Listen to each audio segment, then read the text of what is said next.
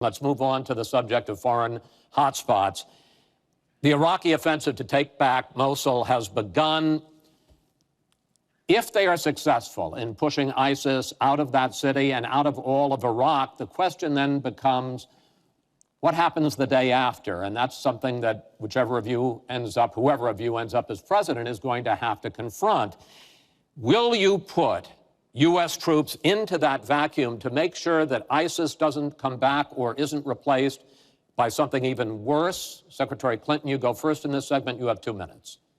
Well, I am encouraged that there is an effort led by the Iraqi army, supported by Kurdish forces, and also given the help and advice from the number of special forces and other Americans on the ground. But I will not support putting American soldiers into Iraq as an occupying force.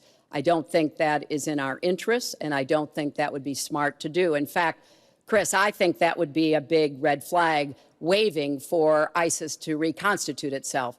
The goal here is to take back Mosul. It's going to be a hard fight. I've got no illusions about that. And then continue to press into Syria to begin to take back and move on Raqqa, which is the ISIS headquarters. I am hopeful that the hard work that American military advisors have done will pay off, and that we will see a really successful military operation. But we know we've got lots of work to do. Syria will remain a hotbed of terrorism as long as the civil war, aided and abetted by the Iranians and the Russians, continue. So I have said, look, we need to keep our eye on ISIS. That's why I want to have an intelligence surge that protects us here at home, why we have to go after them from the air, on the ground, online, why we have to make sure here at home we don't let terrorists buy weapons. If you're too dangerous to fly, you're too dangerous to buy a gun. And I'm going to continue to push for a no-fly zone and safe havens within Syria, not only to help protect the Syrians and prevent the constant outflow of refugees, but to frankly gain some leverage on both the Syrian government and the Russians so that perhaps we can have the kind of serious negotiation necessary to bring the conflict to an end and go forward on a political track. Mr. Trump, same question. If we are able to push ISIS out of Mosul and out of Iraq, would you be willing to put U.S. troops in there to prevent their return or something else? Let me tell you, Mosul's so sad. We had Mosul. But when she left, when she took everybody out, we lost Mosul. Now we're fighting again to get Mosul. The problem with Mosul and what they wanted to do is they wanted to get the leaders of ISIS who they felt were in Mosul. About 3 months ago, I started reading that they want to get the leaders and they're going to attack Mosul. Whatever happened to the element of surprise? Okay? We announced we're going after Mosul. I've been reading about going after Mosul now for about, how long is it, Hillary? 3 months? These people have all left. They've all left.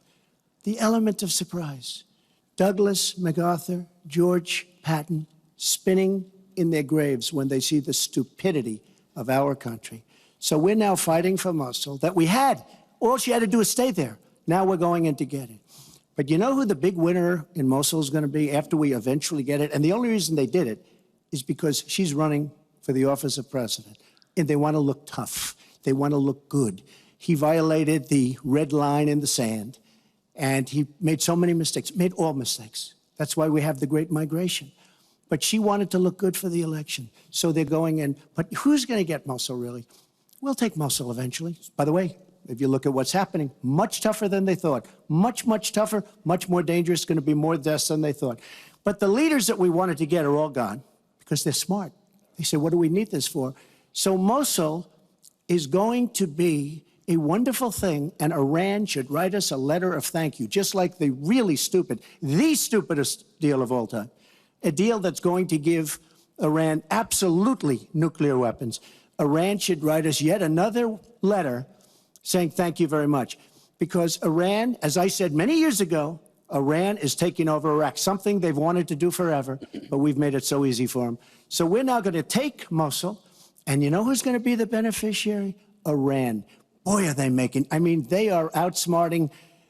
Look, you're not there. You might be involved in that decision, but but you were there when you took everybody out of Mosul and out of Iraq. You shouldn't have been in Iraq, but you did vote for it. You shouldn't have been in Iraq, but once you were in Iraq, you should have never left the way. The point is, the big winner is going to be Iran. Well, you know, once again, Donald is implying that he didn't support the invasion of Iraq. I said it was a mistake. I said that years ago. He has consistently denied what is a very clear fact, that before the invasion, he supported it. And, you know, I just want everybody to go Google it. Google Donald Trump, Iraq, and you will see the dozens of sources which verify that he was for the invasion of Iraq. And you can actually hear the audio of him saying that. Now, why does that matter? Well, it matters because he has not told the truth about that position. I guess he believes it makes him look better now, to contrast with me, because I did vote for it. But what's really important here is to understand all the interplay. Mosul is a Sunni city. Mosul is on the border of Syria. And yes, we do need to go after Baghdadi, and just like we went after bin Laden while you were doing Celebrity Apprentice, and we brought him to justice. We need to go after the leadership, but we need to get rid of them, get rid of their fighters. They're estimated several thousand fighters in Mosul. They've been digging underground. They've been prepared to defend. It's going to be tough fighting, but I think we can take back Mosul, and then we can move on into Syria and take back Raqqa. This is what we have to do. I'm just amazed that he seems to think that the Iraqi government and our allies and everybody else launched the attack on Mosul to help me in this election. But that's how Donald thinks, you know. He always is looking for some Chris, we don't gain anything. He has all these Iran is taking over Iraq. Secretary Clinton. Iran is taking over Iraq. We don't gain Secretary Clinton. We would have gained if they did it by surprise. Wait. Secretary Clinton, it's an open discussion. Secretary. We would have gained if they did it by surprise. Secretary, please let Mr. Trump speak. He's unfit, and he proves it every time you he are talks. the one that's unfit. You know, WikiLeaks just actually came out. John Podesta said some horrible things about you, and boy, was he right. He said some beauties. And, you know, Bernie Sanders, he said you have bad judgment. You do. And if you think that going into Mosul, after we let the world know we're going in, and all of the people that we really wanted, the leaders, they're all gone. If you think that was good, then you do. Now, John Podesta said you have terrible instincts. Bernie Sanders said you have bad judgment.